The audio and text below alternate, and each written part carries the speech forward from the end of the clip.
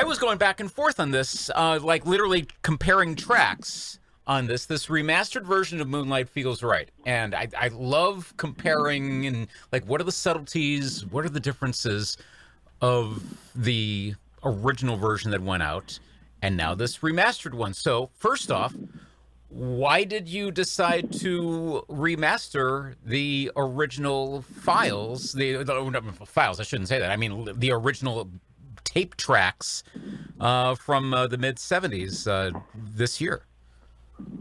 I had, I don't know, maybe 5 or 6 radio stations contact me and ask me if I had a stereo version of Moonlight Feels Right.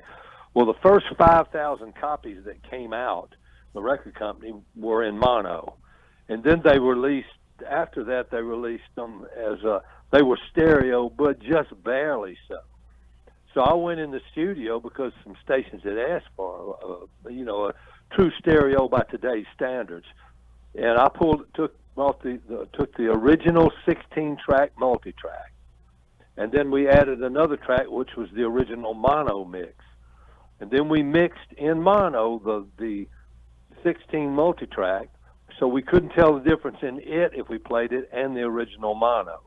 Then we took the multi-track and started doing the stereo spreads in the spectrum of today's type of stereo. And that's how I came up with it, and that's why I did it. Cool. So we're talking like the original, like literally the tape, the original masters from like 1975 or so?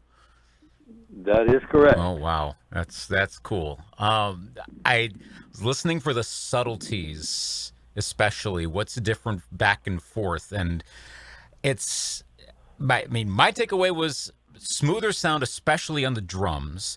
I don't hear as much of the reverb on your vocal. It's like that very 70s style reverb that you'd have in a lot of recordings. I hear less of that, and then I'm hearing a little bit more of it. It sounds like electric piano or marimba. I think it's electric piano. You'd obviously know what it is. At the beginning of the chorus, right after yeah. Moonlight, and then I hear it come in a bit more on the new version.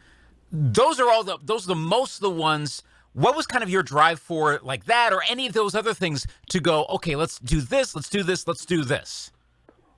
Well, they're actually at the same level. We're very like that piano you're talking about is a 1953 model Wurlitzer electric piano. Oh, wow. It was always there, but when it's in mono, what your track is just it's just a one sound blend of everything. When you start spreading things, the Wurlitzer piano might be more on the right than the left. That's when you'll hear more individual instruments as opposed to just one sound, because a mono track is just a sound of all the blends of all that.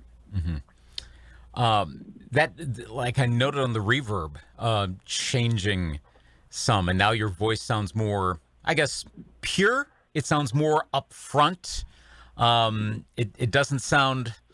I mean, I don't want to say dated, but like I said, the version we've been playing, the version a lot of people have been playing for decades, it sounds of that era.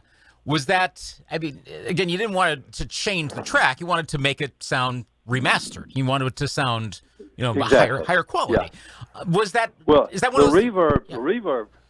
The reverb situation was there's no way to reproduce that reverb. We recorded out at Studio One in Doraville, which is the home of Leonard Skinner and Atlanta Rhythm Section, Alicia Bridges, just a ton of people.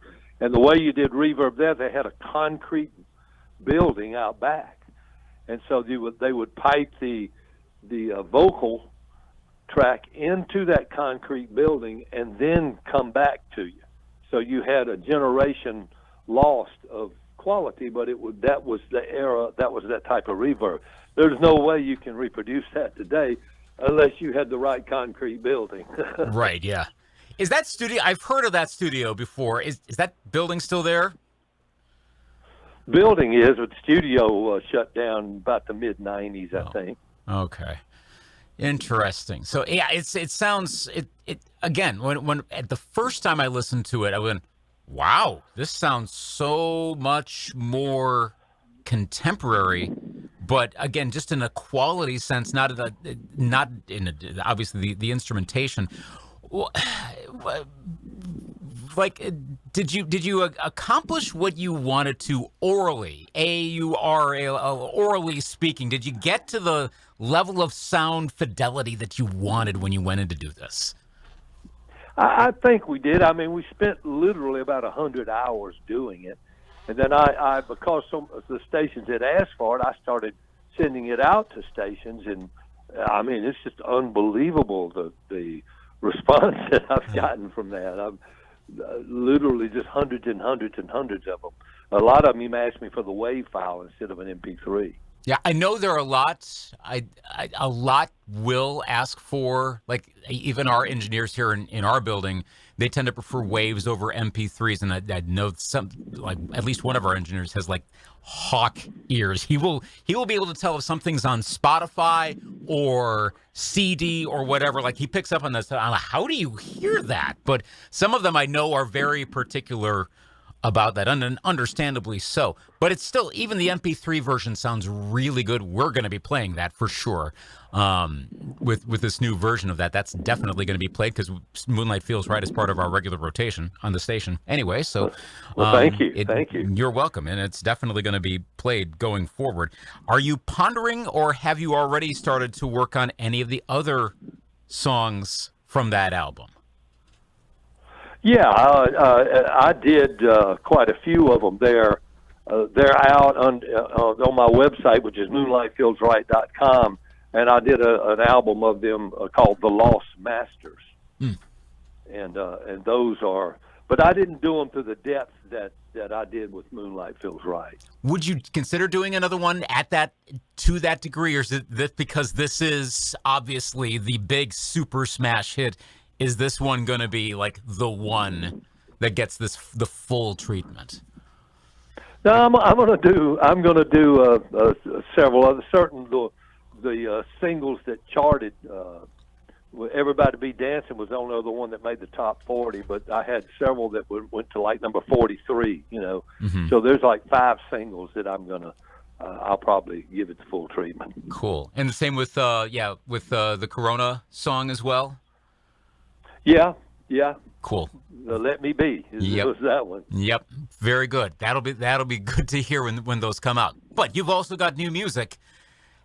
How did you come around to discovering the Beach Music Top 40? Where did you first hear of that show and the chart that they use in association with that show? I didn't. I just had a song. I Love Doing Nothing was a song I wrote in 2012, recorded it in 2013, released it in 2014. And it just sat there, you know. And anyway, I got a call from a guy at a big nightclub called the Galleon in Myrtle Beach. And he said, I played this song, and the shag dancers just went crazy over it. And I went, huh. You know, and then the next thing I know, a song called You're the Reason, which wasn't I Love Doing Nothing. That's the one the DJ had played. But a song called You're the Reason went number 1 on the Beach Music charts, followed by I Love Doing Nothing, which is number 1 this week. I have a new song called On the Sand, which is the breakout, went in the top 100 at number 61. With a Bullet was the breakout hit of the week. So I really didn't have anything to do with it. I just write music, you know. And I don't know what those labels are. I had another one that topped the charts in most of the yacht rock stations. So, you know, my gosh, the labels come after the fact. But they're finding your new music, because Starbuck 2022 obviously came out in 2022. It's been out for what, just over a year now? Almost exactly 1 year. Okay. What reaction have you gotten from it now that we're, again, basically a calendar year beyond that, and the songs have been out for a little bit? What's been fan reaction, your general take on it now that it's been able to breathe a little bit out in the public for a while? Oh, it's absolutely stunning. You're the Reason's been nominated for beach music. They actually give out beach music Grammys. Huh. Wow. I didn't even know they did that. I've been invited to play their show in November, which I'm going to do, and just getting offers out the wazoo for touring, and it's really a little bit overwhelming. I never expected any of this. I've been writing songs since I was in the 4th grade, and I would be doing it if I'd always done it for free. Because I just love doing it, and all this coming at me was just totally unexpected. My gosh. Going back a bit, which song that you have written, it could be for any project, Starbuck, solo, whatever, which song do you wish, unless it's Moonlight Feels Right, in which case I'm answering my own question, do you wish got maybe the most attention? It's a special enough song you're like, wow, I kind of wish this song would get the extra highlight. There was actually 2 of them. One called Nothing to It and another one called Coldest Night of the Year. They were on our 2nd album and were scheduled to be singles, but our record company went out of business. They just disappeared. And so then we ended up, that was private stock, then we ended up getting a new deal with United Artists, but they did not have rights to those masters, so those 2 songs just died. Oh. Are you going to be remastering those? I mean, do you have any access to any of those? Or are those masters? Oh, yes, I own all, I have all my masters, and I own all my masters. Oh, good. Well, knowing that, if and when those remastered versions of those songs pop around, I'll definitely be giving an extra listen. And anyone that listens to this interview, I would hope so as well, especially if those songs mean extra to you. That's something definitely worth hearing. What's your next musical project after all of this, and with all of this happening now and this extra attention? What's the next new music thing you got? What do you have? More songs? You're still writing all the time? What's next? All the time, writing all the time. I'll be doing. There's not really a reason to release albums anymore, so I've got probably my next 4 singles already mapped out. Come out about one every 4 or 5 months, something. And then if 2 or 3 of them do enough to warrant releasing as an album, then I'll do that. But yeah, I'll keep going until I can. Sounds good. Well, I'm glad you're doing it. And this is a great remastered version. It's always nice to hear the music as getting close to how it would have sounded if you were actually standing in the room when those instruments were playing and you actually singing, and it sounds great. Moonlight Feels Right. And then, of course, all the new material coming off of Starbuck 2022 and still going up the charts and getting attention. Bruce, thanks for taking some time to chat today. All the best going forward, and we're looking forward to all this new stuff coming in the coming months and years to come. Thanks, Luke.